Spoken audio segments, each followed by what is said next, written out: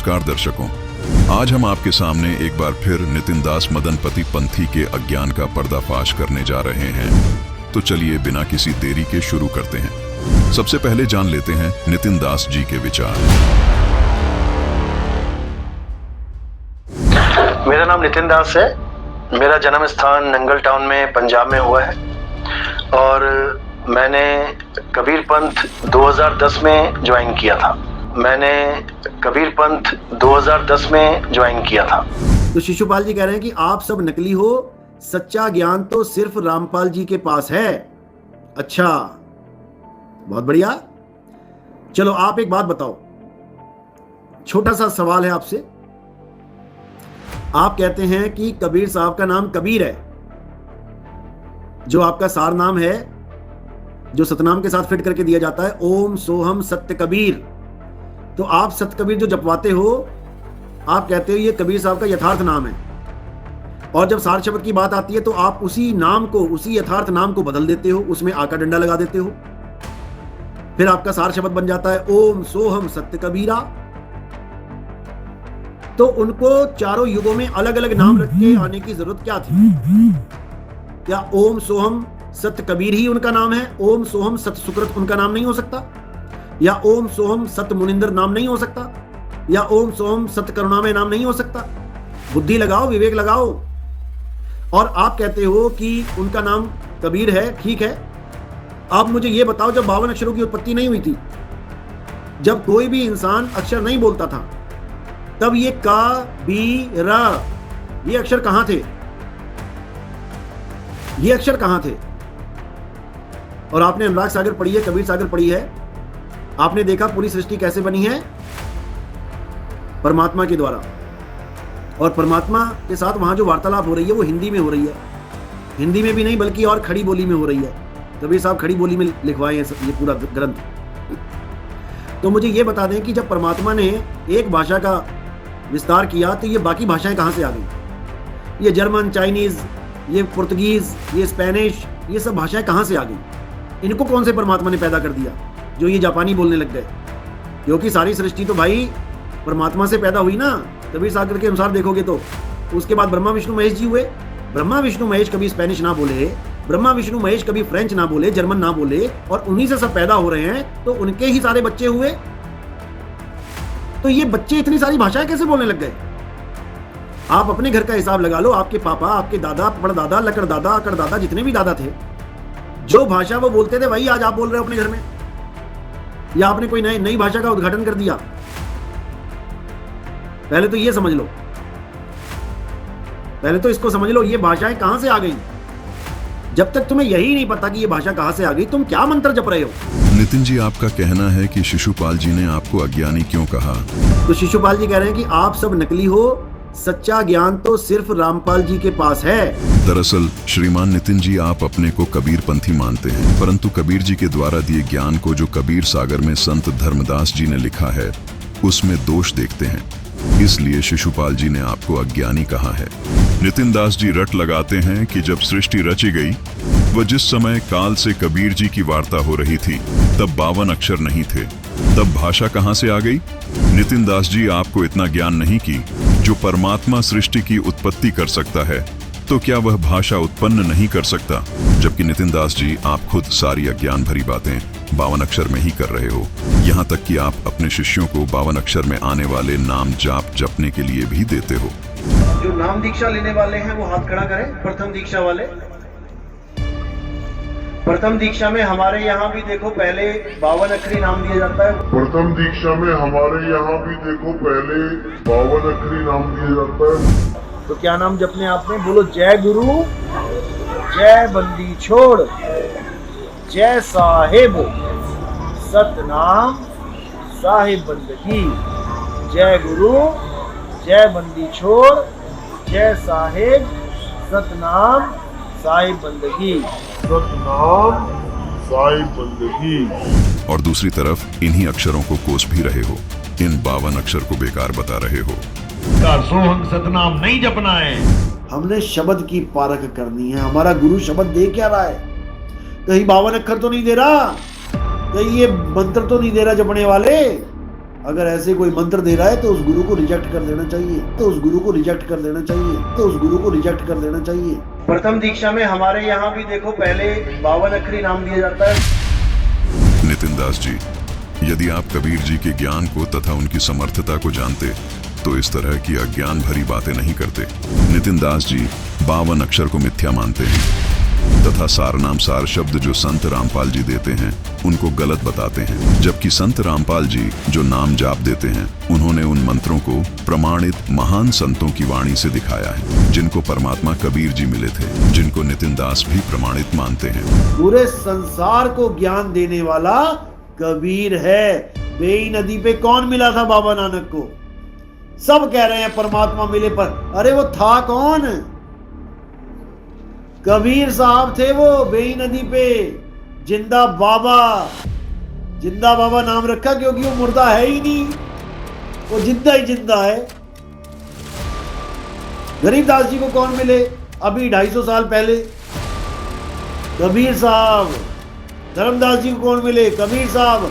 तो देखा आपने नितिन दास जी जिनको प्रमाणित संत मानते हैं, उन सबको कबीर साहब जी ने स्वयं मंत्र बताए थे। प्रथम दीक्षा वाले 7 मंत्र, दूसरी दीक्षा वाले 2 नाम तथा तीसरी दीक्षा वाले सार नाम सार शब्द। संत रामपाल जी महाराज अपने शिष्यों को जो मंत्र देते हैं, इन मंत्रों को कबीर परमात्मा ने स्वयं मोक्ष मंत्र बताया है, जबकि नितिन दास जी इन मंत्रों को गलत साबित करने की कुचेष्टा कर रहे हैं। रही बात भाषा की भिन्नता की, तो नितिन दास जी अब आपको इस तर्क के जरिए ये समझाना चाहेंगे कि पहले मुर्गी उत्पन्न हुई थी या अंडा। अब आप सोच रहे होंगे कि ये कैसा सवाल है। बिल्कुल ऐसा ही है नितिन जी का अज्ञान। नितिन जी भी यही कहते हैं कि भाषा थी ही नहीं, काल से वार्ता करते समय 52 अक्षर थे ही नहीं, तो वार्ता कैसे हुई? नितिन दास जी विचार कीजिए, यदि परमात्मा मुर्गी उत्पन्न कर सकता है तो क्या मुर्गी और अंडा दोनों उत्पन्न नहीं कर सकता? ठीक इसी प्रकार श्रीमान नितिन जी, यदि परमात्मा सृष्टि को उत्पन्न कर सकते हैं तो क्या भाषा उत्पन्न नहीं कर सकते? श्रीमान नितिन जी कहते हैं कि मैं कबीर पंथी हूँ, देखिए प्रमाण। मेरा नाम नितिन दास है। मेरा जन्म स्थान नंगल टाउन में पंजाब में हुआ है और मैंने कबीर पंथ 2010 में ज्वाइन किया था। आइए आपको परम ज्ञानी यानी नितिन जी के अज्ञान का कुछ अंश और दिखाते हैं। तो उनको चारों युगों में अलग अलग नाम रख के आने की जरूरत क्या थी? क्या ओम सोहम सत कबीर ही उनका नाम है? ओम सोहम सत सुकृत उनका नाम नहीं हो सकता? या ओम सोहम सत मुनिंदर नाम नहीं हो सकता? या ओम सोहम सत करुणामय नाम नहीं हो सकता? बुद्धि लगाओ, विवेक लगाओ। नितिन जी, आपने जो कुतर्क किया कि सार नाम सत सुकृत क्यों नहीं है, सार नाम मुनिद्र क्यों नहीं है, सार नाम करुणामय क्यों नहीं हो सकता? नितिन दास जी, कबीर परमात्मा की एक वाणी है। सतयुग में सत सुकृत कह टेरा, त्रेता नाम मुनीन्द्र मेरा, द्वापर में करुणामय कहाया, कलयुग नाम कबीर धराया। इस वाणी में परमात्मा ने स्पष्ट किया है कि मैं कलयुग में कबीर नाम से ही प्रकट होता हूँ, जो कि मेरा वास्तविक नाम है। इसलिए मुल्लकाजियों की लाख कोशिशों के बाद भी कि इस बच्चे का नाम कबीर न रखा जाए, लेकिन परमात्मा ने अपना नाम कबीर ही रखवाया, क्योंकि कबीर नाम ही परमात्मा का वास्तविक नाम है। इसलिए सार नाम मुनीन्द्र, करुणामय और सत सुकृत नहीं हो सकता। नितिन दास जी, सार नाम सत सुकृत या मुनीन्द्र या करुणामय इसलिए नहीं हो सकता क्योंकि कबीर नाम परमात्मा का आदि से है। देखिए कबीर साहिब जी की ये वाणी, कबीर जो जन होगा जौहरी, लेगा शब्द परख, यही नाम मेरा आदि से सुन मत जाना सरक। जो श्रद्धालु परमात्मा को चाहने वाला होगा, निष्पक्ष होगा, वो शब्द को पहचान लेगा, परख लेगा। सत कबीर नाम मेरा आदि से है, इसको सुनकर सरक मत जाना अथवा अविश्वास मत करना कि ये भी क्या नाम हुआ। जैसे नितिन दास जी सरक गए। अब आपको एक वाणी और दिखाते हैं। गरीब शब्द सिंधु में लोक है, ऐसा गहर गंभीर, राम कहो साहिब कहो, सो हम सत कबीर। भावार्थ है परमात्मा की महिमा के लिए आप राम कहो, साहिब कहो, खुदा कहो, अल्लाह कहो, मुर्शिद कहो, अच्छी बात है, लेकिन इनको उच्चारण करने से मोक्ष नहीं होगा। असली नाम है सोहम सत कबीर, जिससे मोक्ष होगा। और नितिन दास अज्ञानी कहता है कि सोहम सत कबीर नाम कहाँ से आ गया। नितिन दास जी, आपकी बुद्धि का दिवाला निकल चुका है, आप सच्चाई को परख नहीं पा रहे। आप जैसे लोगों पर गरीब दास जी की ये वाणी बिल्कुल सटीक बैठती है कि गरीब अंधे गूंगे गुरु घने लंगड़े लोभी लाख, साहिब से परिचय नहीं काव बनावे साख। संत रामपाल जी अपने शिष्यों को जो सारनाम देते हैं वही नाम कबीर साहिब जी ने गरीबदास जी को दिया था और यही सारनाम कबीर साहिब जी ने दादू दास जी को दिया था। और इसी का प्रमाण हमें हदीस सुनन इब्न मजह 3526 पर मिलता है। इब्न अब्बास कहते हैं कि बुखार और सभी प्रकार के कष्ट के लिए पैगंबर हजरत मोहम्मद उन्हें बिस्मिल्लाहिल कबीर कहने के लिए बोलते थे। हदीस जामी अत-तिरमिजी में भी इसी का प्रमाण मिलता है। अब्बू सईद अल खुदरी कहते हैं कि जब अल्लाह के पैगंबर हजरत मोहम्मद रात के समय नमाज के लिए खड़े होते थे तो वह तकबीर अल्लाहू अकबर कबीरा कहते थे। पुस्तक फजाइल अमाल अध्याय फजाइल जिक्र में ये प्रमाण मिलता है कि जब फरिश्तों को कबीर अल्लाह की तरफ से कोई हुक्म होता है तो वे खौफ के मारे घबरा जाते हैं। यहाँ तक कि जब उनके दिलों से घबराहट दूर हो जाती है तो एक दूसरे से पूछते हैं कि कबीर परवरदिगार का क्या हुक्म है। वे कहते हैं कि इस हक बात का हुक्म हुआ। वह कबीर आलिशान और मर्तबे वाला है। हुजूर अक़दस सल्लल्लाहु अलैहि वसल्लम का इरशाद है कि कोई बंदा ऐसा नहीं कि ला इलाहा इल्लल्लाह कहे और उसके लिए आसमानों के दरवाजे न खुल जाएं, यहाँ तक कि यह कलिमा सीधा अर्श तक पहुँचता है, बशर्ते कि कबीरा गुनाहों से बचाता रहे। कितनी बड़ी फजीलत है और कबूलियत की इंतहा है। यह कलिमा बराह रास्त अर्श मुअल्ला तक पहुँचता है। और यह अभी मालूम हो चुका है कि अगर कबीरा गुनाहों के साथ भी कहा जाए तो नफा से उस वक्त भी खाली नहीं। मुल्ला अली कारी रह फरमाते हैं कि कबाइर से बचने की शर्त कबूल की जल्दी और आसमान के सब दरवाजे खुलने के अताबर से है, वरना सवाब और कबूल से कबाइर के साथ भी खाली नहीं।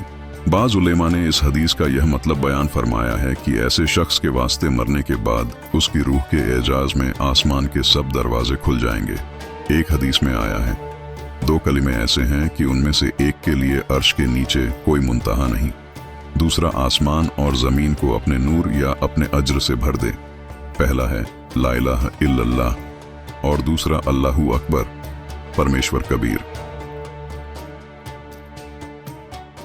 तो देखा आपने फजाइल आमाल में कबीर नाम की कितनी महिमा है।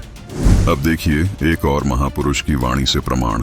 संत दादू दास जी ने अपनी वाणी में कहा है कि ठिका पूरा होवे जब सब कोई तज शरीरे, दादू काल पकड़े नहीं जपे जो नाम कबीर। आदमी की आयु घटे तब जम घेरे आए, स्मरण किया कबीर का दादू लिया बचाए। मेट दिए अपराध सब आए मिले छन माही, दादू संग ले गए कबीर चरण की छाई। दादू अंतर्गत सदा छन छन सुमरण ध्याने, वारू नाम कबीर पर पल पल मेरे पराणे। सुन सुन साख कबीर की यूं काल नवावे माथे, धन धन तीनों लोक में दादू जोड़े हाथ। केरी नाम कबीर का विखम काल गजराज, दादू भजन प्रताप से ये भाग्य सुनत आवाज। पल एक नाम कबीर का दादू मन चितलाए, अस्थि के असवार को ये स्वान काल ना खाए। सुमरत नाम कबीर का कटे काल की पीरे, दादू दिन दिन ऊंचा होए फिर परमानंद सुख सीरे। दादू नाम कबीर की जय कोई लेवे ओटे, तिनको कबू लागे नहीं ये काल बजर की चोटे। और संत सब कूपे हैं केते झरीता नीरे, दादू अगम अपार है ये दरिया सत कबीरे। अब ही तेरी सब मिटे ये जन्म मरण की पीरे, श्वास उश्वास सोमर ले दादू नाम कबीर। दादू नाम कबीर का सुन के कांपे काले, नाम भरोसे जो चले होए नवा का वाले। जिनमो को निज नाम दिया सोए सतगुर हमारे, दादू दूसरा कोई नहीं ये कबीर सिरजनहारे। परमेश्वर कबीर जी ने काल से वार्ता में यह भी कहा था कि कलयुग में अधिक जीवों का उद्धार करूंगा। फिर यह भी कहा है कि अवधू अविगत से चलाया, मेरा भेद मर्म ना पाया।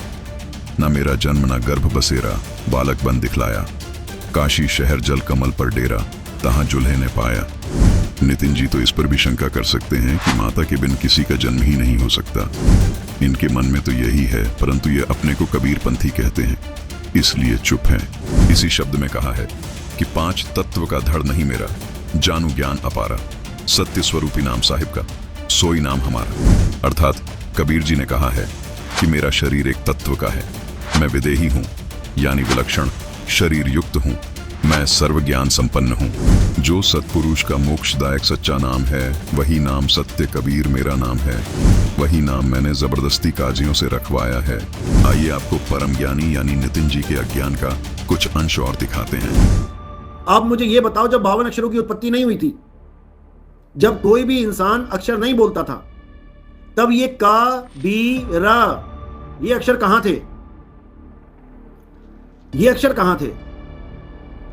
और आपने अनुराग सागर पढ़ी है, कबीर सागर पढ़ी है, आपने देखा पूरी सृष्टि कैसे बनी है? परमात्मा के द्वारा। और परमात्मा के साथ वहां जो वार्तालाप हो रही है वो हिंदी में हो रही है। हिंदी में भी नहीं बल्कि और खड़ी बोली में हो रही है। कबीर साहब खड़ी बोली में लिखवाए हैं ये पूरा ग्रंथ। तो मुझे ये बता दें कि जब परमात्मा ने एक भाषा का विस्तार किया तो ये बाकी भाषाएं कहां से आ गई?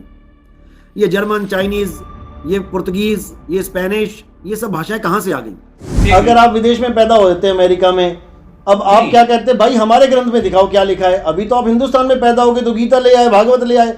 अंग्रेज होते आप तो मानते हैं हमारी गीता और वेद को? क्या मानते? परमात्मा के विषय में संत गरीबदास जी ने कहा है कि गरीब, खुरासान, काबुल किला, बगदाद, बनारस एक, बलख और बिलायत तक धरे कबीरा भेक। अर्थात खुदा कबीर जी ने बताया है कि सारी पृथ्वी के ऊपर जितने भी देश प्रदेश हैं, जहां जहां अच्छी आत्माएं जन्मी हैं, उनको यथार्थ अध्यात्म ज्ञान बताने तथा सच्ची साधना बताने के लिए मैं ही विभिन्न वेश धारण करके जाता हूँ। काबुल अफगानिस्तान में, खुरासान जो पूर्वी ईरान में है, बगदाद इराक देश की राजधानी, बनारस भारत में तथा विलायत इंग्लैंड देश आदि आदि में मैं ही जाता हूँ। मेरे लिए सब देश, सब मानव एक समान है। हजरत मोहम्मद जी को भी जिंदा वेश धारण करके मक्का शहर में खुदा कबीर मिले थे। अब्राहिम सुल्तान अधम को बलख बुखारा शहर इराक देश में अरबी भाषा में वही ज्ञान बताया। एक रूमी नाम के मौलवी को भी अरबी भाषा में ज्ञान दिया। आइए इसे इस वीडियो के जरिए समझते हैं। रूमी शहर कोन्या टर्की देश की मस्जिद के सबसे बड़े मौलवी थे और मुसलमान धर्म का प्रचार प्रसार किया करते थे और उनके बहुत से शागिर्द थे। 15 नवंबर 1244 की रोज एक 60 साल का सफेद दाढ़ी वाला शख्स सर से एड़ी तक काला लिबास पहने हुए कोन्या के मशहूर चीनी बाजार में व्यापारियों की सराय में पहुंचा। इस शख्स का नाम समस्तरबेज था। समस्तरबेज से पूछने पर समस्तरबेज ने लोगों को बताया कि मैं एक राह चलता व्यापारी हूं। समस्तरबेज वहां जैसे कुछ खोज रहे थे और आखिरकार उन्हें रूमी घोड़े की सवारी करते हुए दिखाई दिया। एक दिन एक हौज के किनारे रूमी पुरानी इल्मी किताबों का एक ढेर रखकर बैठे थे और अपने शागिर्दों को पढ़ा रहे थे। समस्तरबेज वहां से गुजरे और उन किताबों के ढेर की तरफ इशारा करते हुए रूमी से पूछने लगे, ये क्या है? रूमी ने व्यंग्यपूर्वक उत्तर दिया, बाबा ये वो है जो तू नहीं जानता। ये सुनकर समस्तरबेज ने उन किताबों को हौज में धक्का दे दिया। ये देखकर रूमी आग बबूला हो गए और कहा, हे बदबख्त, ये तूने क्या किया? क्या तू जानता है ये किताबें कितनी कीमती थीं?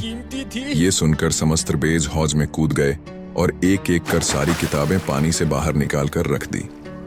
मजे की बात यह थी कि एक भी किताब गीली नहीं हुई थी, उल्टा उनमें से धूल निकल रही थी।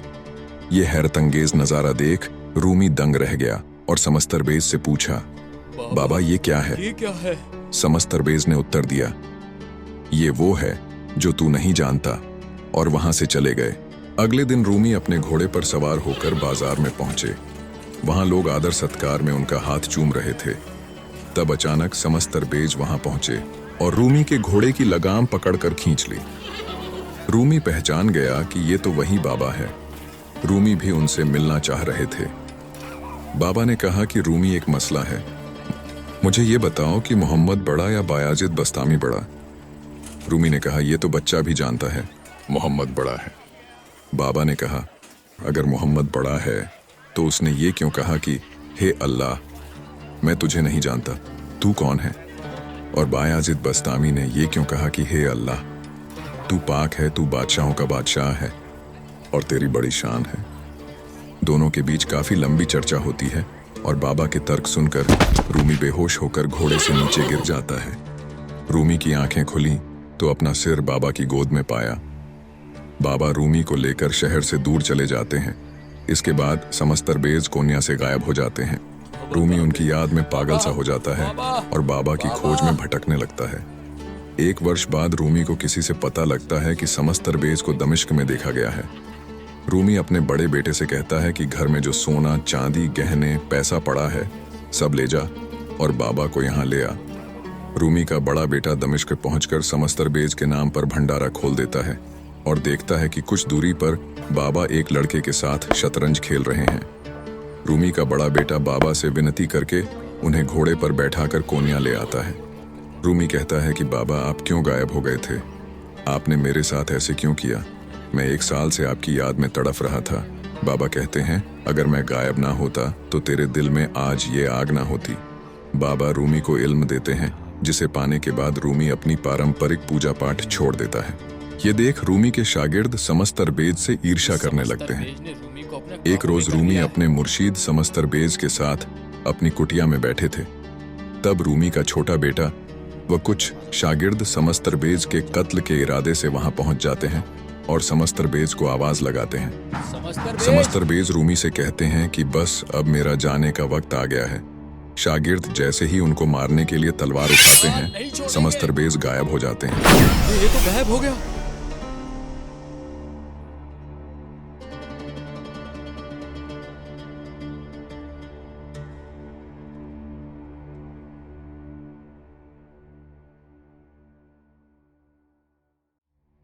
रूमी विश्व के जाने माने कवि हैं और कबीर साहिब जी के बाद दूसरे नंबर पर आते हैं। पश्चिमी देशों में रूमी काफी मशहूर हैं। रूमी की कविताएं अमेरिका में सबसे ज्यादा बिकती हैं। रूमी की रचनाएं मनसनवी और दीवाने कबीर को मौलाना संग्रहालय कोन्या तुर्की में रखा गया है। रूमी की मजार कोन्या तुर्की में स्थित है। उसी के साथ रूमी के मुर्शीद समस्तरबेज की भी कृत्रिम कब्र बनी हुई है। हर साल पूरे विश्व से लाखों लोग रूमी की मजार का सजदा करने जाते हैं और हैरत की बात यह है कि मुसलमानों से ज्यादा गैर मुसलमान जाते हैं। वास्तव में अल खिज्र उर्फ अल कबीर ही समस्तरबेज की भूमिका निभा रहे थे। कबीर साहिब जी अपने सिद्धांत अनुसार पाक आत्माओं को मिलते हैं, जिनमें गरीब दास, मुलुक दास, दादू दास, धर्मदास शामिल है। रूमी को भी समस्तरबेज के रूप में कबीर साहिब ही मिले थे और उनकी आन उपासना छुड़वाकर उन्हें सच्चे अल्लाह की इबादत पर लगाया था, जिसका जिक्र हमें रूमी की लिखी किताब दीवाने कबीर में देखने को मिलता है।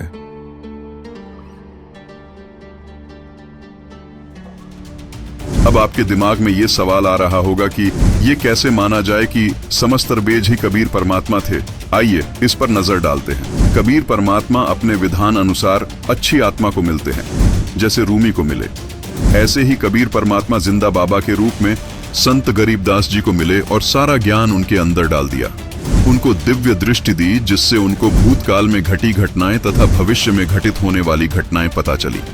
गरीबदास जी ने जो वाणियां बोली, वो सभी वाणियां कबीर साहिब जी ने ही उनके अंदर फीड की थी। गरीबदास जी ने अपनी वाणी में कहा है कि गरीब सदगुरु समस्तरबेज कूं बाटी धरिया हाथ, सूरज कूं सेकी जहां तेज पुंज का गात। इस वाणी में संत गरीबदास जी कबीर साहिब जी को सदगुरु कहकर संबोधित कर रहे हैं। वे कह रहे हैं कि कबीर परमात्मा जो समस्तरबेज की रूप में भूमिका निभा रहे थे, उन्होंने मुल्तान शहर में सूरज को अपने पास बुलाकर रोटी सेकी थी। पूरा मुल्तान शहर भट्टी बन गया था। इसका इतिहास गवाह है। नितिन दास जी, आप जो बातें कर रहे हो कि इतनी सारी भाषा कहाँ से आ गई, फ्रेंच कहाँ से आ गई, जर्मन कहाँ से आ गई, आपको इतना भी ज्ञान नहीं कि यही कालजाल है, क्योंकि जितनी ज्यादा भाषा होंगी, जीवों को ये समझाना उतना ही मुश्किल होगा कि कबीर भगवान है। आप जो बात कह रहे हैं कि जब काल की और कबीर परमात्मा की वार्ता हुई थी तो उस समय 52 अक्षर वाली भाषा कहाँ से आ गई? पूर्ण परमात्मा कबीर जी को हर भाषा का ज्ञान है। जो नीचे से गए हुए जीव काल की तप्तशिला पर जल रहे थे, वो जीव 52 अक्षर वाली भाषा जानते थे। इसलिए कबीर साहिब जी ने उनसे 52 अक्षर वाली भाषा में बात की। उनको उन्हीं की भाषा में समझाया। वही भाषा जब काल से वार्ता हुई तब प्रयोग की तथा धर्मदास जी से भी वही भाषा लिपिबद्ध करवाई ताकि सभी जीव इस तत्व ज्ञान को समझ सके, क्योंकि 52 अक्षर वाली संस्कृत भाषा जीव समझ नहीं सके। नितिन दास जी, शायद आपको पता न हो, वर्तमान में वैज्ञानिकों ने ऐसे उपकरण बना लिए हैं कि मनुष्य चाहे किसी भी भाषा में बोले, उस भाषा को मनुष्य अपनी भाषा में सुन व समझ सकते हैं। नितिन जी, थोड़ा विचार कीजिए, क्या परमात्मा कबीर जी इंसानों से भी गया गुजरा है जो विभिन्न भाषा नहीं जानता होगा? आप भले ही अपने आप को कबीरपंथी कहते हैं, लेकिन आपका ज्ञान ये सिद्ध करता है कि आपको कबीर परमात्मा के ज्ञान का कक्खा भी नहीं पता, न उनकी महिमा से आप परिचित हैं। नितिन दास जी, अगर आप सच में कबीरपंथी हैं तो आपको ये विश्वास होना चाहिए कि कबीर परमात्मा के लिए कुछ भी कार्य असंभव नहीं है। आपने अपनी अज्ञानतावश ये कहा कि कबीर साहिब ने जो ज्ञान धर्मदास जी को दिया वो खड़ी बोली में दिया। क्या काल और कबीर परमात्मा की वार्ता खड़ी बोली में हुई थी? ये कैसे संभव है? शायद आप इसी आधार पर सृष्टि रचना आदि को भी सिर्फ एक कहानी मानते हैं। यहाँ आपको थोड़ा विचार करना चाहिए। कबीर परमात्मा ने अपने ज्ञान को साधारण और सरल भाषा में सब जीवों तक पहुंचाने के लिए अलग अलग भाषाओं में, अलग अलग रूपों में, अलग अलग देशों में प्रकट होकर उनको उन्हीं की भाषा में समझाया। और रही बात तप्तशीला पर कबीर साहिब जी ने किस भाषा में बात की जो सबको समझ आ गई, तो नितिन दास जी, ये आपकी अज्ञानता का ही प्रमाण है। इस दौर में आप इतनी हास्यास्पद बात कर रहे हैं। आज के समय में तो इस बात को समझना बहुत ही आसान है। अगर एक स्थान पर कितनी ही भाषाओं के लोग बैठे हों, आप किसी भी भाषा में बोलेंगे तो भी अलग अलग भाषाओं के बैठे हुए लोगों के पास वो बिल्कुल साधारण और सरल उन्हीं की भाषा में ट्रांसलेट होकर पहुंच जाएगी। और ये उपकरण तो मानव निर्मित है। जिसने पूरी सृष्टि की रचना की है उसको किसी उपकरण की भी जरूरत ही नहीं है। वो जो भी बोलेंगे उसे हमें हमारी भाषा में समझा सकते हैं। जैसे हजरत मोहम्मद जी को अरबी भाषा में समझाया, हजरत मूसा जी को हिब्रू भाषा में समझाया, नानक जी को पंजाबी भाषा में समझाया, फारसी भाषा में सिकंदर को समझाया, गरीबदास जी को हरियाणा की खड़ी भाषा में समझाया, और आज वही कबीर परमात्मा संत रामपाल जी महाराज के रूप में लीला कर रहे हैं। कबीर परमात्मा ने अपने ज्ञान को हिंदी, इंग्लिश, अरबी, उर्दू सभी भाषाओं में समझाया है। और नितिन दास जी, शायद कुछ भाषाएं ऐसी भी होंगी जिनका आपने नाम भी नहीं सुना होगा। वो भाषाएं भी परमात्मा जानते हैं। महाभारत के युद्ध के दौरान टटीरी के अंडों की रक्षा की, टटीरी की पुकार जिस भी भाषा में थी उसको भी कबीर परमात्मा ने समझ लिया और उसकी रक्षा की। परमात्मा की महिमा इस भाषा के आदान प्रदान से बहुत ऊपर है, लेकिन आप अपने अहंकार और अज्ञानवश कबीर परमात्मा की महिमा को ही नकार रहे हो, वो भी केवल अपने अज्ञान को ऊपर रखने के लिए। नितिन जी, आप अपने अहंकार को त्याग कर पूर्ण संत रामपाल जी महाराज के सत्संग प्रवचन बिना किसी पक्षपात के सुने। उम्मीद है आपको सही और गलत में भेद समझ आ जाएगा। नितिन दास जी अभी आपको एक अनुभव सुनाते हैं जिसको सुनकर शायद आपका अज्ञान रूपी अंधेरा दूर हो जाए और आपको संत रामपाल जी महाराज के सत ज्ञान का पता चल सके, क्योंकि ये श्रद्धालु भी आपकी तरह ही अज्ञान रूपी अंधेरे में था। सुनिए ये अनुभव। नमस्कार सर। नमस्कार सर, क्या नाम है आपका? हरिवंश राय मधुकर। सर, आप कहाँ से आए हैं? हम बिहार वैशाली जिले से कटहरा ग्राम से आए। सर, आप क्या काम करते हैं? हम तो ऐसे कलाकार थे। आकाशवाणी पटना रेडियो स्टेशन से लोकगीत गाते थे, दूरदर्शन से भी हम लोकगीत गाते रहे हैं। अभी इन दिनों हम अध्यात्म से जुड़ गए, तब से ही हम गाना बजाना छोड़ दिया। सर, संत रामपाल जी महाराज जी से नाम दीक्षा लेने से पहले आप क्या भक्ति साधना करते थे? हम अध्यात्म से जुड़े हुए थे और प्रभु परमात्मा के पाने की चेष्टा से, लगन से मैं कई मत पथ में गया जहाँ हमको इस जिज्ञासा से गए कि हमको प्रभु परमात्मा की जानकारी होगी। और इस कारण से मैंने रामानंद स्वामी के पथ में, वो देहात में चलने वाले बचन वंश कबीरपंथी में और आर्य समाज में, या वो बाल योगेश्वर जी में, सतपाल जी में, ठाकुर अनुकूल चंद जी के सत्संग में और प्रजापिता ब्रह्मा कुमारी के सत्संग में कई स्थानों पर हम लगभग 13 मिशन में घूमे परमात्मा के दर्शन के लिए, लेकिन कहीं से हमें कुछ प्राप्ति नहीं हुआ। कोई तो आंख बंद करने को कह दिया, कोई कहा ध्यान लगाओ, कोई कहा कर्म नेवली करो, कोई कुंडलियां जागृत करने को कह दिया, किसी ने कहा कि वो नाक के ऊपर दोनों दृष्टि जमा करके देखो भगवान का दर्शन होगा। बहुत हम परेशान में पड़ गए, देखा कि हर जगह वही बात है, ठगी की बात हो रही है। तब हमें कान में एक शब्द मिला निरंकारी मिशन का। जो निरंकारी मिशन 1992 में बहुत कम जत्थे में था, और उस समय जब हमारे ध्यान में यह आया निरंकारी मिशन, तो उसमें हमने जाकर के ज्वाइन किया। ज्वाइन करने के बाद में हमें जो ज्ञान दिया गया, कहा गया कि यहाँ प्रभु परमात्मा का दर्शन होता है, और इसी जिज्ञासा से हम उनके पास जाकर के बैठ गए। पहले तो उन्होंने 5 प्रण कराया और कहा कि ये 5 प्रण के बाद प्रकृति का वो नाम गिनाया, सूरज चांद सितारे ये सब भगवान नहीं है, और ये तन मन धन सब परमात्मा का है। और उसके बाद उन्होंने परमात्मा का दर्शन बताया, कहा कि धरती से आसमान तक जो ये खलिया जगह देख रहे हो, ये खाली जगह है, इसी को निरंकार कहते हैं। यही तो निरंकार है, यही ब्रह्म है, और इसको जो जान जाता है वो ब्रह्मन हो जाता है। ब्रह्म जानाति ब्रह्मना, ये जो वेद में लिखा हुआ है, शास्त्र में लिखा यही है। गीता में भी कहा गया है कि ये इसको कोई औजार नहीं काट सकता। बताओ खलिया को कौन काटेगा, ये बम इसको कौन मारेगा, ये किसी तरह से नाश नहीं होता है, यही परमात्मा है। और इसी को मैं सच्चा मान करके इसकी भक्ति करने लगा। और सन 1992 में मैंने 27/12/92 को ज्ञान लिया था, और 24 साल तक इस भक्ति में लगा रहा। इस दौरान में मैंने अपने संपूर्ण वैशाली जिले में लगभग 24 ज्ञान केंद्र खोला, और ज्ञान प्रचारक हमारे साथ होते थे, और मैं प्रचार का काम करता था पूरे बिहार में। कटिहार, वो ठाकुरगंज, पूर्णिया, वो सहरसा, मधेपुरा, गैंगटोक और सिक्किम, करसियांग, नेपाल के देशों में भी हम जनकपुर और शबैला, वो धनुखा, ये और शिवनगर, परसा जिला, मलंगमा, सरलाही जिला, इन सब क्षेत्रों में मैं जाकर के काफ़ी इसका प्रचार किया। और लगभग 18 सत्संग तो अपने वैशाली जिला में बनाए। लगभग 10 से 12 हज़ार लोगों को मैंने प्रभावित करके उनको इस ज्ञान से जोड़ा। सर, अभी आपने बताया कि आपने 24 ज्ञान केंद्र खोले, तो सर आपने किस पंथ के 24 ज्ञान केंद्र खोले थे?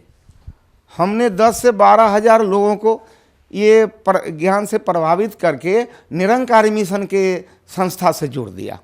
सर, आपने बताया कि आप 24 साल तक निरंकारी मिशन से जुड़े रहे, तो सर इस 24 साल में आपको क्या ज्ञान की अनुभूति रही है? सर इसमें हमको मिला जुला कर कोई अनुभूति नहीं हुई, और न मैंने कुछ देखा, और न इसके हमको कुछ लाभ भी प्राप्त हुए। ऐसे ही हम भजते चले जा रहे थे, और उसमें एक साधारण मंत्र था, तू ही निरंकार, मैं तेरी शरण हाँ, मैनू बख्श लो।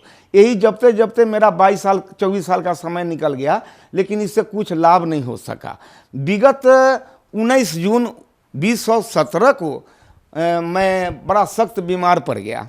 बीमार पड़ने का कारण हो गया मेरे पास डायबिटीज का बीमारी, जो 600 चीनी बराबर रहता था, और उसके बाद ब्लड प्रेशर था, लीवर में सूजन था, किडनी में भी दाग था, और पित्त की थैली में ये पथरी था 13 mm का, जो हमें बहुत कमज़ोर कर दिया था। डॉक्टर लोगों के पास हम गए, कहीं से हमको कोई इजाफा नहीं मिल पाया। मैंने 48,000 रुपया खर्च करके बाद और धराशायी हो गए थे, बिछावन से उठ नहीं पा रहे थे। उसी पर हम पड़े थे, 5.5 महीना हो गए। और जिस मिशन को हमने इतना लोगों को जोड़ कर लगभग 24 साल में 50 लाख रुपया मंडल को भेज दिया, प्रणामी का पैसा, लेकिन उनको खबर हुई, लेकिन कोई आदमी हमको देखने तक नहीं आया, खोजने तक नहीं आया कि कहाँ ये मधुकर जी पड़ा है। जबकि उस मिशन में हम एक मुखी के पद पर थे, और गुरगद्दी पर बैठ कर के 3-3 घंटा प्रवचन करते थे, और लोगों को प्रभावित करते थे, और ज्ञान दिलवा करके उसको उनसे जोड़ते थे। किसी ने नहीं देखा। इस क्रम में मैं दूर दूर जगहों पर जाकर के और सत्संग प्रवचन किया करता था। गुरगद्दी पर हमको बैठाया जाता था, वहाँ से हम अध्यात्म प्रवचन करते थे, गीता से, रामायण से, कुरान से, पुराण से, वेदों से, शास्त्रों से कह करके लोगों को प्रभावित करते थे। कभी कभी इतने जिज्ञासुओं का भीड़ हो जाता था कि नमस्कार करने में लाइन बन जाती थी और बड़ी भीड़ हो जाती थी। तब हमारे दोनों पैर पर, अलग अलग दोनों पैर को करके दायां बायां, एक पर बहनें और एक पर भाइयों का लाइन लगता था, और सभी लोग सर पटक करके हमारे चरणों पर नमस्कार करते थे। और उसी में लोग ये जिज्ञासा करते थे कि बाबूजी जरा माथे पर हाथ रख दो, और मैं माथे पर हाथ रख देता था। जरा धौना में पीठी में दर्द हो रहा है, इस पर जरा हाथ कर दो, ये बच्चे को जो आशीर्वाद दे दो, ये बड़ा बीमार रहता है। ये सब काम हमें करना पड़ता था और उसको करते थे। सर, आपने बताया कि आप निरंकारी मिशन की गद्दी पे बैठते थे, निरंकारी पंथ से जुड़े थे, आप प्रवचन करते थे स्वयं, और फिर आप संत रामपाल जी महाराज जी की शरण में आ गए। सर, आपको क्या ऐसा लगा? निरंकारी मिशन में तो बहुत सारे लोग ने हमारे दुख को मेरे कहने पर जाना, लेकिन उसमें मेरा कोई इलाज नहीं हो सका। और वहाँ तो बड़ी बड़ी औषधालय भी खुली हुई है, क्या क्या है, लेकिन हमको कोई सहारा कहीं से कुछ नहीं मिला। और डॉक्टरों से परेशान होकर के हम बिल्कुल निराश हो गए थे और धाराशायी होकर के बेड पर पड़े हुए थे। 5.5 महीना हम लगातार बेड पर ही पड़े रहे, जहाँ पैसे के अभाव में दवा भी नहीं खा पाते थे और हमें खाना भी नहीं खाने का इच्छा होता था। केवल पानी पी के, दूध पी के, एक आध रोटी किसी तरह से खा करके हम पानी पी लेते थे। इसी बीच में हम सोचे कि अब हम नहीं बचेंगे।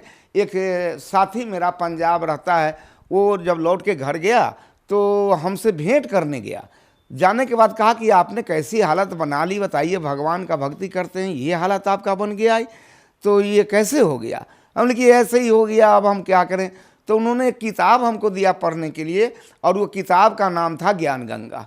ज्ञान गंगा किताब हम पढ़ने के काबिल भी नहीं थे, इतने कमज़ोर हो गए थे। मैंने कहा कि हम किताब तो नहीं पढ़ सकते, ज़रा तुम ही पढ़ के सुनाओ तो अच्छा रहेगा। तो वो 3 रोज आकर के हमको किताब का कहीं कहीं का कोई चैप्टर पढ़ के सुनाया। हमको बहुत अच्छा लगा। अब किसी की किडनी खराब है और उनका डॉक्टर इनकार कर रहा है, कहता है 4 लाख रुपए लगेंगे, और वो बताना है कि नहीं मेरा किडनी ठीक हो गया सतगुरु रामपाल जी की कृपा से।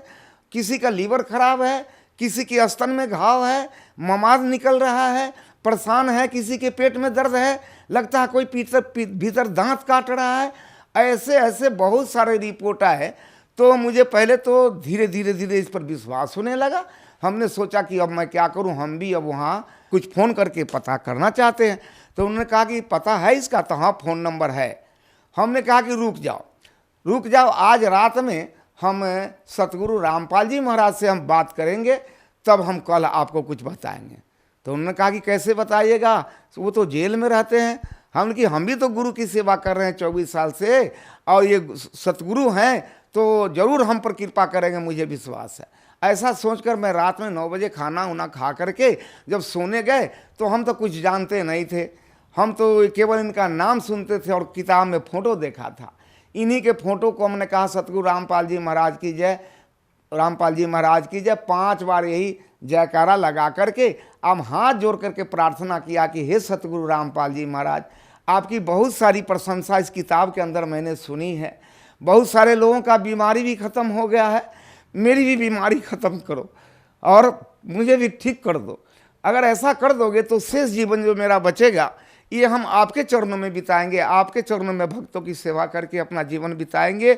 और ऐसा करिए कि मैं बहुत दुखी हो गया हूँ, अगर ठीक करना है तो आज रात में आकर के आज रात भर में ही हमको ठीक कर दीजिए। 2, 4, 10 रोज लगाइएगा तब इस चीज़ को हम नहीं मानेंगे। ऐसा प्रण करके हम सो गए। कई दिन नींद भी नहीं आ रही थी, उस दिन नींद भी बहुत अच्छा पड़ा।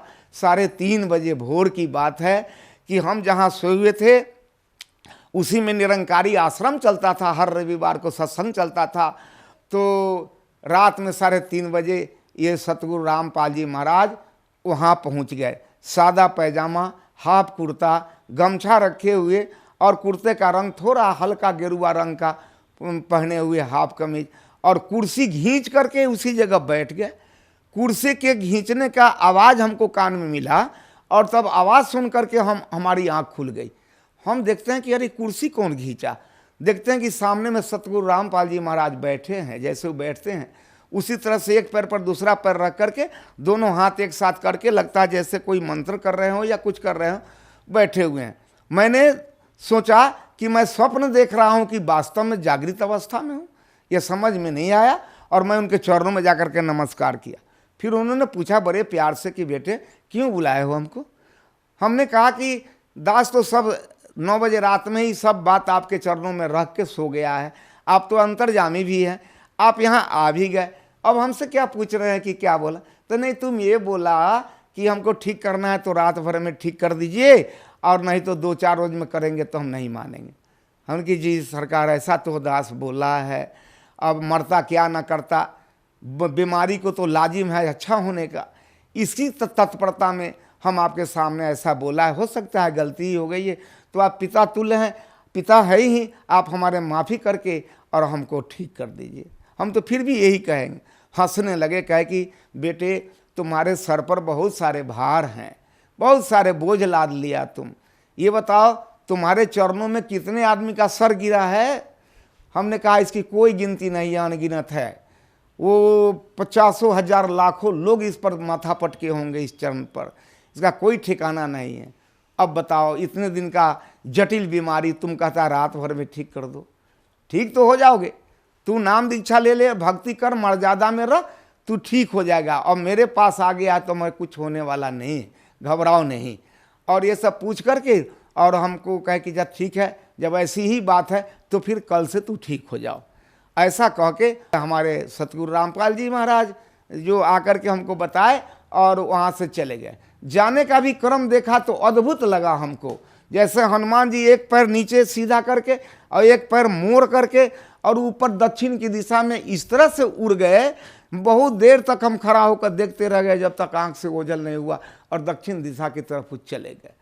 मैं फिर चौकी पर बैठ गया, जो 6 महीना से उठ नहीं पा रहा था, खा नहीं पा रहा था, चहल टहल नहीं पा रहा था। मैंने अपने बाजू पर बाजू रख के अंदाज किया कि मेरी क्या हालत है, तो मैं अपने में बहुत दुरुस्ती पाया, ताकत पाया, और हमको लगा कि कोई नई ताजगी आ गई। और मैं बिछावन पर से उठ करके, सामने मेरा रोड है, उसी रोड पर चला गया और 4 किलोमीटर पैदल हम चले गया, घूम करके टहल के 4 किलोमीटर चले आए। मैंने गऊओं को बांध दिया पानी डाल करके, और उसको बांध करके नादी पर खाने के लिए लगा दिए, अपना मुंह भी धो लिया और स्नान भी कर लिए। फिर पत्नी के पास आए तो हमने कहा कि, तो देख करके बोली कि क्या कर रहे हैं आप, कहीं मुंह के भरे गिर जाओगे, तुम्हारा 6 महीना से बीमारी आदमी है, कौन सा नाटक कर रहे हैं। हमने नाटक नहीं कर रहा हूँ, हमारे पास अभी सतगुरु रामपाल जी महाराज का दर्शन हुआ, वो आए थे और आकर के हमको ठीक होने का वरदान दे दिया कि कल से तुम ठीक रहोगे, इसलिए मैं आया हूँ, आज मुझे खाना बनाकर खिलाओ। तो कहा कि जो आदमी खाना नहीं खा रहे हैं, 3 महीना से खब्बे न करते हैं, कोई चीज़ खाना देते हैं तो बिगड़ जाते हैं, गुस्सा करते हैं, अभी खाना कैसे खा लीजिएगा। हमने खिलाओ ना, हमको बहुत भूख लगी है महाराज, हम खाना खाना चाहते हैं। वो खाना बनाने लग गई, और हम उस दिन से प्रतिदिन कुछ न कुछ अच्छे ही होते जा रहे हैं, अच्छे ही होते जा रहे हैं। मैंने 13 रोज रास्ता देखा कि मैं ठीक तो हो गया हूँ, नाम दान लूँ कि नहीं लूँ, ये टेम्पोररी ठीक हुआ हूँ कि परमानेंट हो गया हूँ, ये मुझे पता नहीं चल रहा था। तो हम 13 रोज इसका इंतज़ार किया, 13 रोज बिल्कुल मैं ठीक ठाक रहा, 14वां रोज भी ठीक रहा। तब जाकर के हम, ये 2 अक्टूबर की बात है, रात की घटना है, 15 अक्टूबर को मैंने जाकर के नामदान केंद्र में, वहाँ समस्तीपुर ठाड़ा गोपालपुर में नामदान ले लिया। जब ये ज्ञान को मैंने देखा तो मैं तो दंग हो गया। वो जहाँ जहाँ लोग बताते थे, किसी ने कहा कि ये श्वास चल रहा है ये भगवान है, किसी ने आंख जांच दिया कहा इसमें लाइट आता है सो भगवान है, किसी ने ऊपर ताकने को बताया, किसी ने कान मूंदने को बताया, और यहाँ जो ज्ञान बताया गया कि नहीं नहीं प्रभु साकार है और इसको तू देख लो। जब इस ज्ञान को मैंने देखा तो मैं दंग रह गया और हक्का बक्का हो गया कि दुनिया में कैसे कैसे लोग किस किस तरह के भगवान दिखलाते हैं, ना जाने कहाँ कहाँ से चुन चुन करके कैसे कैसे भगवान लेकर के दिखलाते हैं। कोई नकली भगवान दिखलाते हैं, कुछ करते, सब को देखते देखते हमको यहाँ समझ में आया कि असली भगवान ये है। और उन्होंने कहा कि कबीर इज गॉड, यही है कबीर, इसको देखो। और इसका प्रमाण ऋग्वेद में बताया, और इसका प्रमाण अथर्ववेद में बतलाया, इसका प्रमाण गीता में भी बतलाया, इसका प्रमाण वो शास्त्रों में बतलाया, उपनिषद तक में बतलाया, और देवी भागवत पुराण में भी बतलाया। सबको समझा बुझा करके, सत्संग करा करके तब मुझे ज्ञान दिया। और ज्ञान लेने के बाद मैं बड़ा प्रसन्न हुआ। मेरे कलेजे में, ये पित्त के थैली में जो पत्थर था, वो पत्थर का दर्द कभी कभी हमको होता था। जब हम सेकेंड बार पेशी में यहाँ आए हिसार फरवरी महीने में, तो वहाँ से हम चले आए। ट्रेन में हमको वो दर्द होने लगा, दर्द से हम बेचैन हो गए। हम किसी तरह से हिसार पहुँच गए, वहाँ पेशी लगाए, लौटने के बाद भी हमको खाने की इच्छा नहीं हो रही थी। हमको लगा कि फिर पहले जैसा बीमारी हो गया और ये दर्द हो गया। हमारे साथ के लोग बहुत खाने को प्रयास किया, हमने ये कुछ नहीं खाएंगे, मेरा तबीयत ठीक नहीं है। जब दिल्ली से बिहार जाने के क्रम में 5-6 स्टेशन जब आगे गाड़ी बढ़ गई कानपुर के लगभग, तो रात में एकाएक वो रामपाल जी महाराज सतगुरु फिर ट्रेन में आए और मैंने देखा कि वो आए। आने के बाद में लगता था कि वो किसी को खास व्यक्ति को खोज रहे हैं। आते आते मेरे बेड के पास चले आए। सीट पर मैंने खिड़की की तरफ सिर करके सोया हुआ था, चित्त पड़ा हुआ था। वो सीधे दोनों हाथ को इस तरह से बनाए हुए आए और मेरे कलेजे में दोनों हाथ को घुसेड़ दिया। जब हाथ इसमें घुसेड़ दिए तब हम देखते हैं कि नहीं, एक खुला मड़ई में हम पड़े हुए हैं, मेरा लाश पड़ा हुआ है और उसमें से हम निकल कर 2 हाथ की दूरी पर अलग बैठे हुए हैं और मेरे लाश में ये दोनों हाथ समा दिया। वैसा वैसा वहाँ 5-6 लाश और पड़ी हुई थी, जिसको देखकर यह प्रतीत होता था कि मेरे बाद इन सब लाशों का भी ऑपरेशन होगा। दोनों हाथ निकाल करके वो ये क्या कहते हैं, शकरकंद के कच्ची काटा हुआ जैसा, बहुत थाक जैसा, एक थाक निकाल करके इधर रख दिया, इधर से निकाल कर थाक इधर रख दिया और दोनों को खूब मलमल करके और उसमें से लार जैसा लस्सेदार उसमें से झाग निकाले, बोतल में पानी रखे हो तो बोतल से पानी रख के मलमल के और सबको साफ किया। जेब से रुमाल उजला निकाल करके सबको एक एक करके पोंछ को फिर थकिया करके पोंछ कर और मेरे कलेजे में बाएं साइड में फिर थकिया दिया। इधर वाला भी पोंछ कर दाहिना साइड में थकिया दिया और उंगली से ऐसा ऐसा ऐसा ऐसा करके मानो जैसे सिलाई कर दिया और सिलाई करके हाथ से इस तरह से पोंछ दिए तो वो घाव भी लगा, ख़त्म हो गया। सुबह में हम उठे, लोग पूछे कि मधुकर जी आप रात खाना नहीं खाए, आप कुछ खाओगे? हमने यहाँ खाएंगे। इच्छा है? हमने की बहुत इच्छा है। क्या खाओगे? हम जो खिला दो, भात खिला दो, दाल खिला दो, वो रोटी सब्जी खिला दो, चिड़ा दही की जो खिलाओगे हम खाएंगे। लोग कहने लगे कि आप कोई चीज़ खाना नहीं चाहते थे, अभी सब कुछ खाना चाह रहे हैं, ये कैसे हो गया? तो हमने कहा कि नहीं, अब जो बीमारी मेरा था ये सतगुरु रामपाल जी की कृपा से ये अब ख़त्म हो गया। हमको अब लगता है ख़त्म हो गया। तो मेरे चलते ये लोग रोहतक में गाड़ी पर से उतर गए। हमने बड़ी भूख लगी है, खिलाओ। तो रोहतक के स्टेशन पर उतर गए और हमको प्लेटफार्म पर और लोगों को छोड़कर ये लोग आश्रम में गए और वहाँ से मेरे लिए प्लेट दाल भात तरकारी सब्जी सब ले करके आए और मैंने भरपेट भोजन किया, दाल भात तरकारी सब्जी खाया। वहाँ से हमें चैन आ गई। फिर लौट करके गए तो रास्ते में ये लोग फिर पटना में दही चूड़ा भी खिलाया, भूजा भी खिलाया, सारे सामग्री को खिलाया और उस दिन से हम बिल्कुल ठीक हो गए। अब हमको लगता है कि वो दर्द भी हमको अब स्वप्न के रूप में भी कोई महसूस नहीं होता है कि दर्द हो रहा है या नहीं हो रहा है।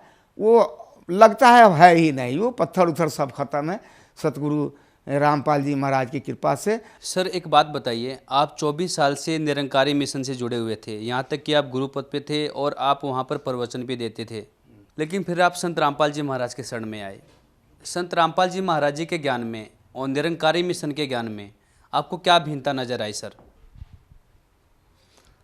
निरंकारी मिशन के ज्ञान में और ये संत रामपाल जी के महाराज के ज्ञान में बहुत अंतर आया, क्योंकि यहाँ स्पष्ट रूप से बताया जाता है और वहाँ एक मानने की बात कही जा रही है कि मानो, ये मान लो कि यही भगवान है, यही खलिया है सो भगवान है। और यहाँ जानने की बात कही जाती है कि जानो कि ये भगवान है।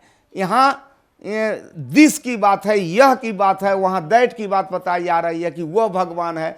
अब पता नहीं वो कहाँ है, सातवां आसमान के ऊपर है या नीचे है, क्या है नहीं है, कुछ भी नहीं है। सर जो श्रद्धालु आपको देख रहे हैं और जो श्रद्धालु निरंकारी मिशन से अभी भी जुड़े हुए हैं, आप उन्हें क्या संदेश देना चाहते हैं? जैसे कि दास 24 साल अपने जीवन का मूल समय, जवानी का समय इस निरंकारी मिशन में फंस करके कहाँ कहाँ अपने पूरे बिहार के बाहर भी, नेपाल के देशों में भी जाकर के कई जगह स्थानों पर जाकर के प्रचार प्रसार किया। अपना जीवन तो गंवाया लेकिन अपनी खुद रक्षा नहीं कर सका। आप लोगों को मालूम है, अच्छी तरह आप जानते हैं कि पिछले वर्षों में निरंकारी मिशन के प्रवर्तक सम्राट मुखिया जो जिनके द्वारा ये सत्संग का कार्यक्रम चल रहा था, वो खुद ही ये डेनमार्क में 4 चक्के गाड़ी पर एक्सीडेंट होकर के मर गए। दास को बड़ा झटका लगा कि जिनके भरोसे पर मैं मोटरसाइकिल चलाता हूं और उनका नाम लेता हूं कि हे परमात्मा आप मेरी रक्षा करो, आप मेरी रक्षा करना, उनके नाम पर मैं खुद गाड़ी चलाता हूं और जो गाड़ी से एक्सीडेंट करके मर गए तो मेरा क्या होगा, मेरी रक्षा कौन करेगा। और मेरे जेहन में ये बात आया कि जो स्वयं का मक्खी नहीं उड़ा सकता वो मेरा कुकुरमाची क्या उड़ा देगा। और बड़ा ठेस पहुंचा मुझे, और तब से मैं संकल्प लिया कि नहीं नहीं नहीं, इस मिशन को तो कल छोड़ना है।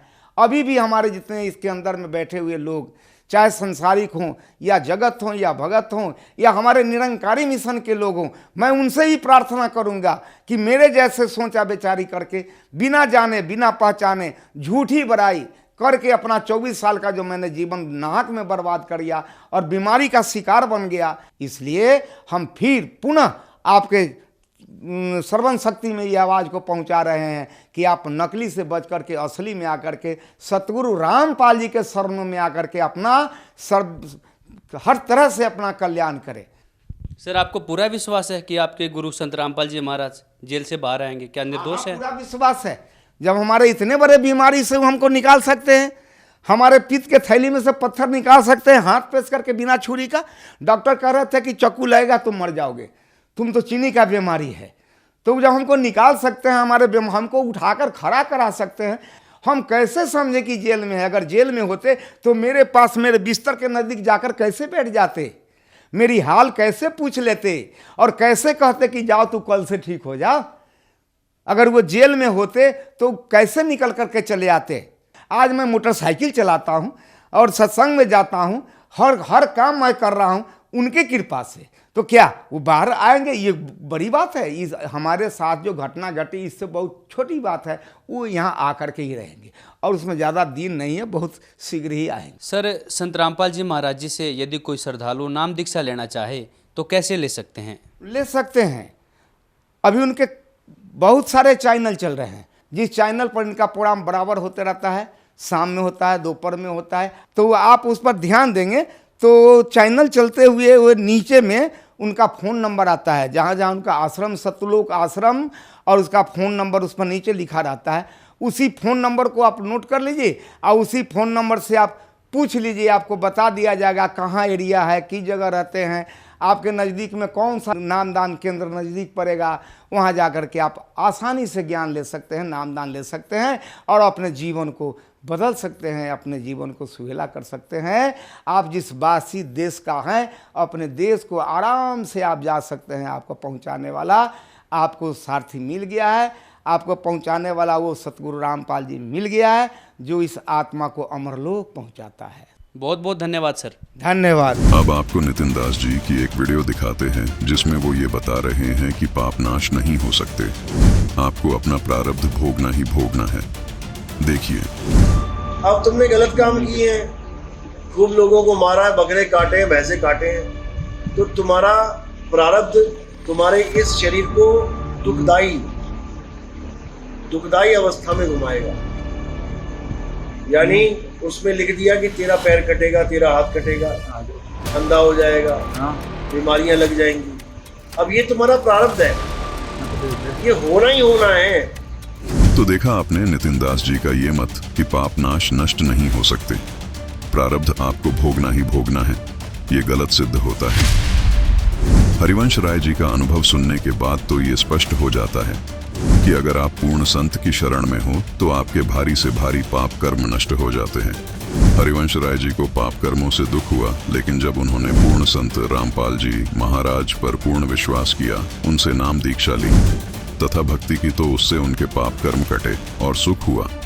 क्योंकि पाप कर्मों से दुख होता है और जब पाप कर्म नष्ट हो जाते हैं तो सुख हो जाता है। जैसे कांटा लगे पैर में पीड़ा होती है और जब कांटा निकल जाता है तो दर्द नहीं रहता। अभी आपको नितिन दास जी के दोहरे विचार सुनाते हैं। पहले ये वीडियो सुनिए जिसमें नितिन दास जी मानते हैं कि 3 लोक में रह रहे सभी जीव जेल में हैं, चाहे वो सरकारी जेल में हो या अपने मकान में, सभी जेल में हैं। सुनिए पहले ये वीडियो। और ये मकान भी, ये जेल ऐसी है जिसमें सरकार जेल नहीं बना रही है कमरे, सरकार ने तुम्हें क्या रखा है, अपनी अपनी जेल बनाओ। अब जितना तुम्हारे पास पैसा है तुम उतना पैसा जेल में लगा रहे हो, अपनी जेल बना रहे हो। जेल ही है ये, मकान दुकान। एक सरकारी जेल होती है जहाँ पहले से कोठरियाँ बनी होती हैं, और एक ये 3 लोक जेल है। जब इस दुनिया में पहली बार इंसान आया, एक भी मकान, एक भी झोपड़ी नहीं बनी थी। बनी थी क्या? अभी आपको ये दूसरी वीडियो सुनाते हैं जिसमें संत रामपाल जी महाराज के अनुयायी से नितिन दास जी कह रहे हैं कि संत रामपाल जी महाराज इतने सक्षम हैं तो जेल से बाहर क्यों नहीं आ जाते। पहले सुनिए ये वीडियो। देखो सुनो, रामपाल जी जब जेल में गए ना तो उन्होंने बोला कि भाई 2014 में गए थे कि भाई 2015 में आने वाले हैं। ये कह रहे हो तो जीवों को विचार कह रहे हैं। नहीं, वो उनकी स्टेटमेंट आई है, मैं जल्दी आऊंगा बेटा, बच्चा जल्दी आऊंगा। उसके बाद कहते 2 साल बाद आएंगे, फिर कहते 3 साल बाद आएंगे, करते करते आज 5 साल हो गए। जिस दिन वो बाहर आ जाएंगे आप आ जाएंगे। तो देखा आपने नितिन दास के दोहरे विचार। 3 लोग को जेल मानने वाले नितिन दास जी यहाँ अहंकारवश भूल गए कि वो खुद भी जेल में हैं। हे जालिम नितिन दास जी, आपने कहा है कि यदि रामपाल जी इतने सक्षम हैं तो जेल में क्यों हैं, बाहर क्यों नहीं आ जाते। आपको आपके इस अज्ञान का जवाब हरिवंश राय जी के इंटरव्यू से मिल गया होगा। जब हमारे इतने बड़े बीमारी से वो हमको निकाल सकते हैं, हमारे पित्त के थैली में से पत्थर निकाल सकते हैं हाथ प्रेस करके बिना छुरी का। डॉक्टर कह रहे थे कि चाकू लगेगा तुम मर जाओगे, तुम तो चीनी का बीमारी है। तो जब हमको निकाल सकते हैं, हमको उठाकर खड़ा करा सकते हैं, हम कैसे समझे कि जेल में है। अगर जेल में होते तो मेरे पास मेरे बिस्तर के नज़दीक जाकर कैसे बैठ जाते, मेरी हाल कैसे पूछ लेते और कैसे कहते कि जाओ तू कल से ठीक हो जा। अगर वो जेल में होते तो कैसे निकल करके चले आते। आप खुद अंदाजा लगाइए कि संत रामपाल जी जेल में हैं या जेल से बाहर हैं। संत रामपाल जी महाराज वो मंत्र देते हैं जिनसे दोनों जेलों से बाहर निकला जा सकता है। उनको तो आप रिजेक्ट कर रहे हैं। नितिन दास जी, आप कहते हैं सोहम नहीं जपना, सत कबीर नहीं जपना। ध्यान रखना नितिन दास जी, संत रामपाल जी महाराज तो सरकारी जेल से भी और काल की जेल से भी बाहर निकल जाएंगे। जैसे गरीबदास जी निकले, धर्मदास जी निकले, नानक जी निकले। नितिन दास जी न तो आपका मंत्र ठीक और न ही ज्ञान ठीक। लेकिन अब सवाल ये है कि तेरा क्या होगा कालिया। एक दिन आपका भी यही हाल होगा जो हरिवंश राय जी का संत रामपाल जी महाराज से नाम दीक्षा लेने से पहले था। वो भी बिना अधिकारी हुए गुरु पद पर बैठे थे। इसी तरह आप भी अधिकारी नहीं हो और गुरु पद पर बैठे हो, गलत साधना करते व कराते हो, अपनी पूजा भी कराते हो और अपने चरणों पर सिर भी रखवाते हो। जैसे हरिवंश राय संत रामपाल जी महाराज से नाम दीक्षा लेने से पहले करवाते थे। आप परमात्मा स्वरूप संत रामपाल जी महाराज के भक्ति मार्ग में जो स्वयं कबीर परमात्मा ने बताया है उसमें दोष देखते हो। भोले श्रद्धालुओं का अनमोल जीवन नष्ट कर रहे हो। आपके लिए तो काल को एक अलग नरक बनाना पड़ेगा। यदि आपको अपना कल्याण करवाना है तो समय रहते संभल जाओ। हरिवंश राय की तरह संत रामपाल जी की शरण में आकर नाम दीक्षा प्राप्त करके अपना कल्याण करवाओ। यदि आप इतना सब सुनकर व देखकर भी संत रामपाल जी की शरण में नहीं आए तो आप अपना कल्याण नहीं चाहते। आप केवल मान बढ़ाई के भूखे हो। आपने जीवों का अनमोल जीवन नष्ट करने का ठेका ले रखा है।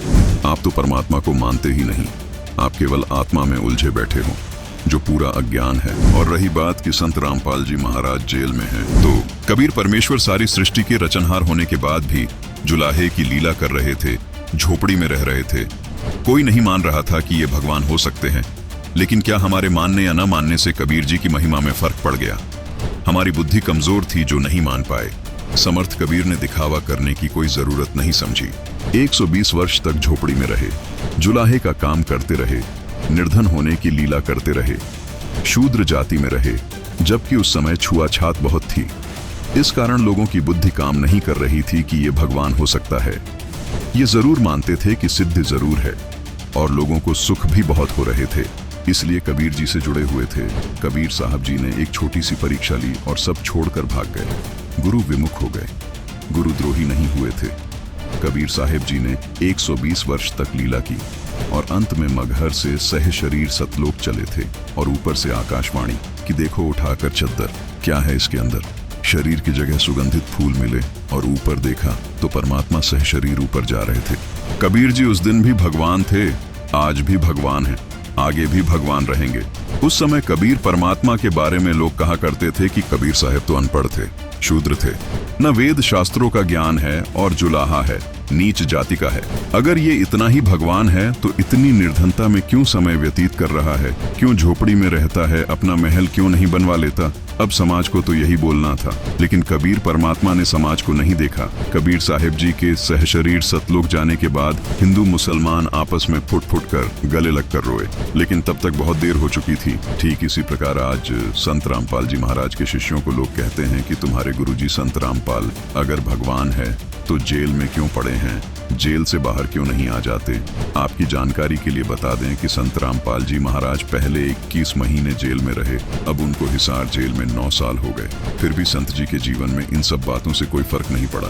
उन्होंने इतना समय जेल में बिताने के बाद भी बाहर लोगों को अद्वितीय लाभ दिए हैं, लोगों के लाइलाज रोग जड़ से खत्म किए हैं।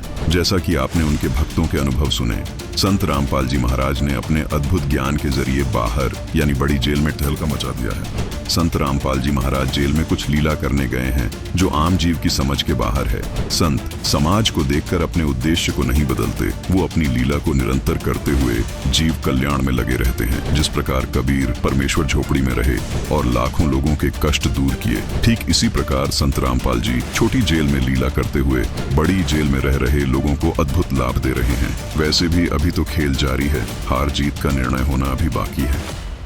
धन्यवाद।